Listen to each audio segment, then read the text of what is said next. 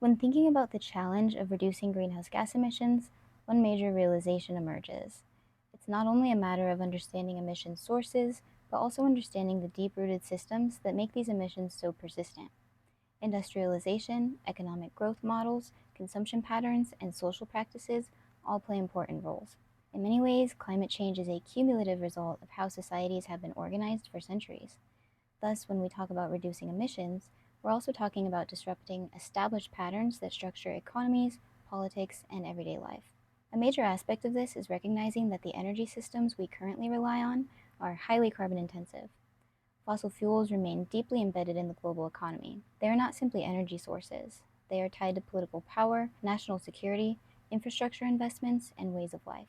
Energy demand has grown in tandem with industrialization, and fossil fuels have been central to powering factories, transportation, and communication networks. Modernization and economic development projects across the world have largely followed a fossil-fueled blueprint. This brings us to a key challenge. Reducing emissions cannot be separated from broader questions about energy access, economic inequality, and development aspirations. In wealthier countries, decarbonization can be seen as an environmental and public health necessity. In developing countries, however, there is often an urgent need to expand energy access to support basic needs, reduce poverty, and improve quality of life. Balancing these imperatives, addressing climate change while enabling human development, is one of the most complex ethical and political questions of our time. The concept of an energy transition is useful here. An energy transition refers to a major structural shift from one dominant energy source or system to another. Historical examples include the move from wood to coal during the Industrial Revolution, or the later shift from coal to oil and gas. Today, we are in the early stages of another energy transition, from fossil fuels to renewable energy sources like solar, wind, and geothermal. However, this transition is not just about swapping energy technologies, it's about transforming the social, political, and economic systems that have been built around fossil fuels. This includes rethinking everything from the design of power grids to the ownership structures of energy companies to the behaviors and expectations of energy consumers. Importantly, the current energy transition must happen under very different conditions than past transitions. Previous shifts were often driven by the search for more abundant, cheaper, or more efficient energy sources. Today, the primary motivation is to avoid catastrophic climate change, to prevent warming beyond 1.5 or 2 degrees Celsius above pre-industrial levels. Moreover, the timeline is incredibly tight. Scientific consensus suggests that global emissions must fall by nearly half by 2030 and reach net zero by mid-century to meet these goals. Past energy transitions took place over many decades, sometimes centuries. The climate imperative demands a transition at an unprecedented speed and scale. Addressing the social drivers of greenhouse gas emissions also requires us to zoom in on how these emissions are distributed around the world and between different social groups. One of the most common ways to think about this is through national emissions patterns. From a bird's eye view, the Earth may seem like a shared home where climate change is a truly global problem, but when we dig into emissions data, stark disparities emerge between countries. It's not just about how much a country emits today, but also how much it has emitted historically, and how those emissions have accumulated in the atmosphere over time.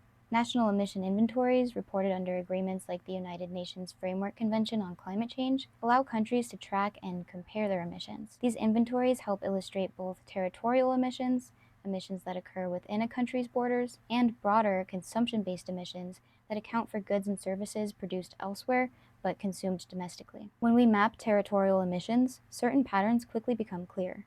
A handful of large economies, such as the United States, China, India, Russia, and the EU, account for a significant share of global greenhouse gas emissions. Smaller, lower-income countries tend to contribute much less on a per capita basis. Carbon dioxide remains in the atmosphere for centuries.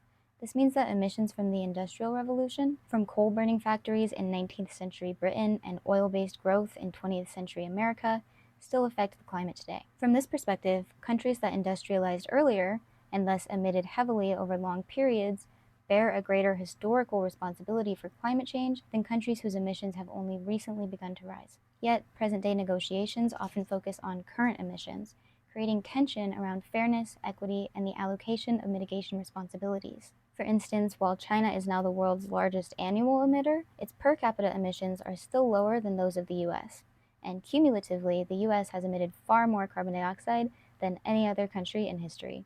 Many developing countries argue that they should not be asked to bear the same burdens of emissions reductions as countries that have already benefited from centuries of fossil-fueled growth. These tensions complicate international climate negotiations and highlight the deep intersections between emissions, development, and global inequality. One concept that helps to frame these discussions is that of nationally determined contributions, or NDCs.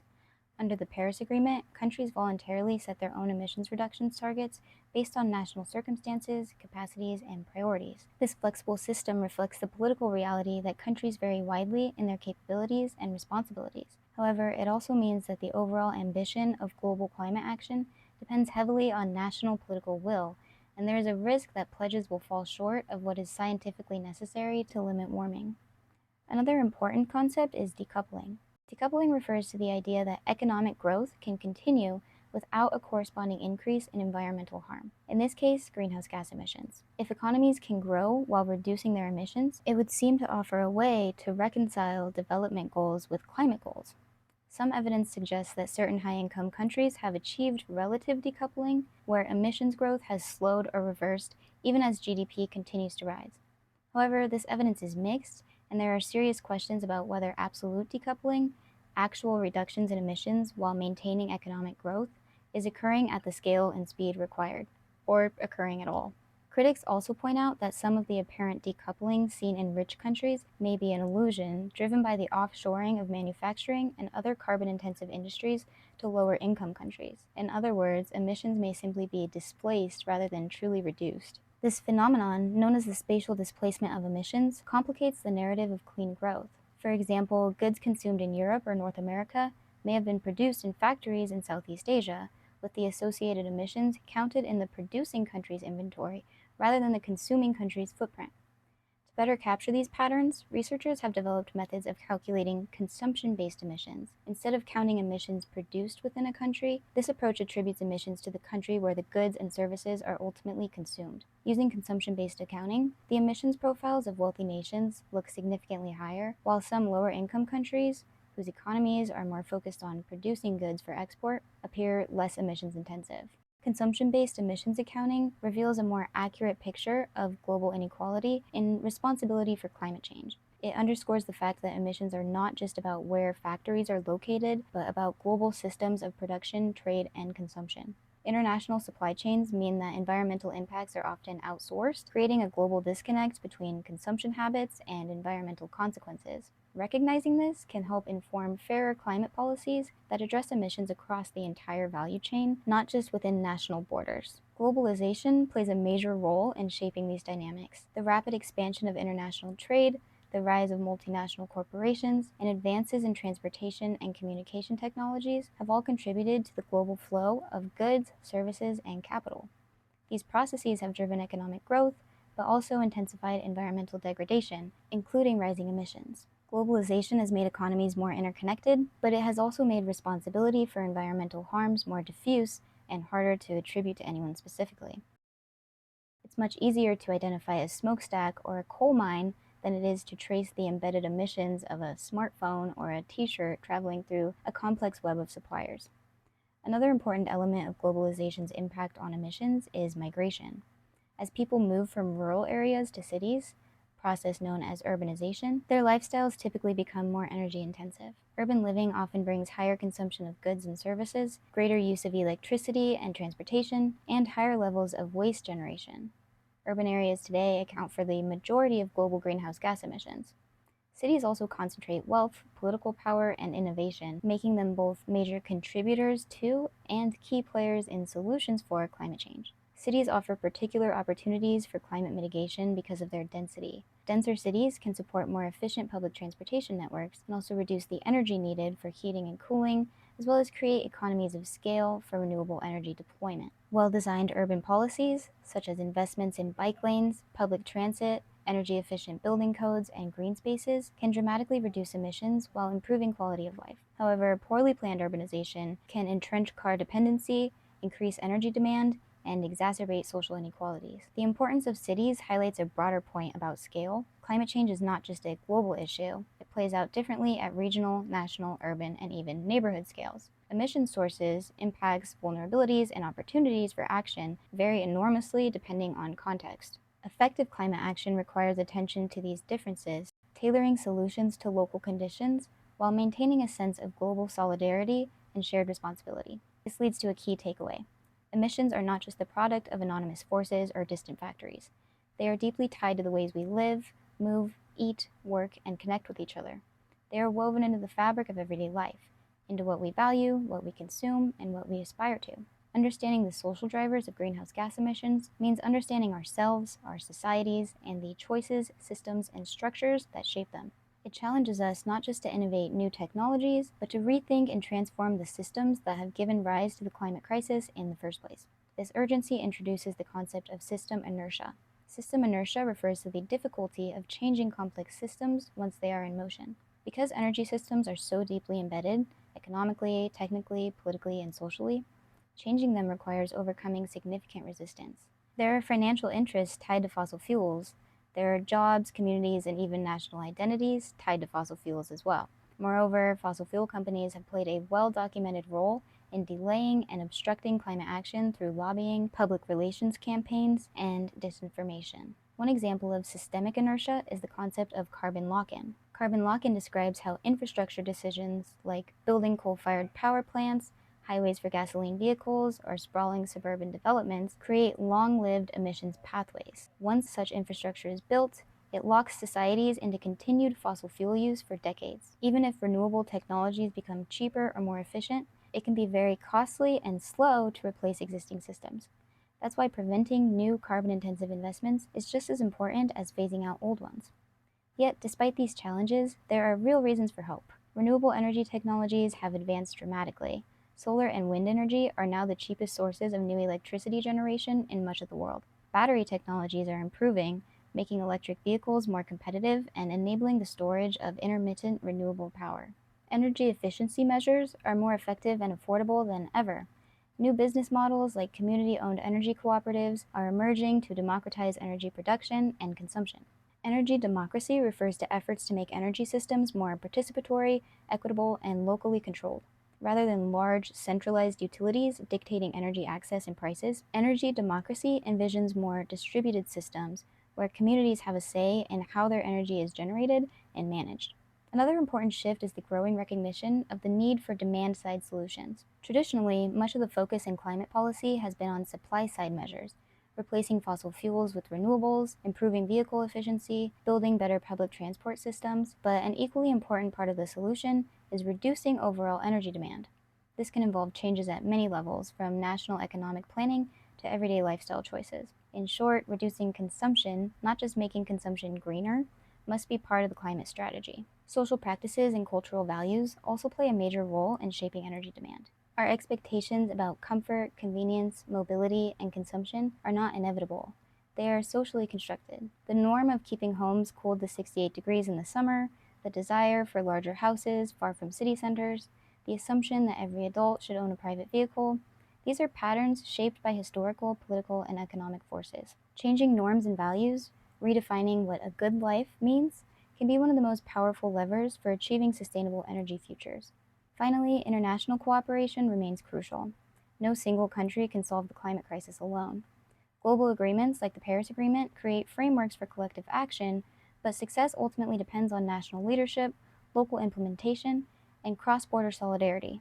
Wealthier countries bear historical responsibility for the majority of emissions and have greater financial resources to support the transition. Equity demands that they not only decarbonize their own economies quickly, but also provide support to low-income countries through technology transfer, as well as capacity building and climate finance.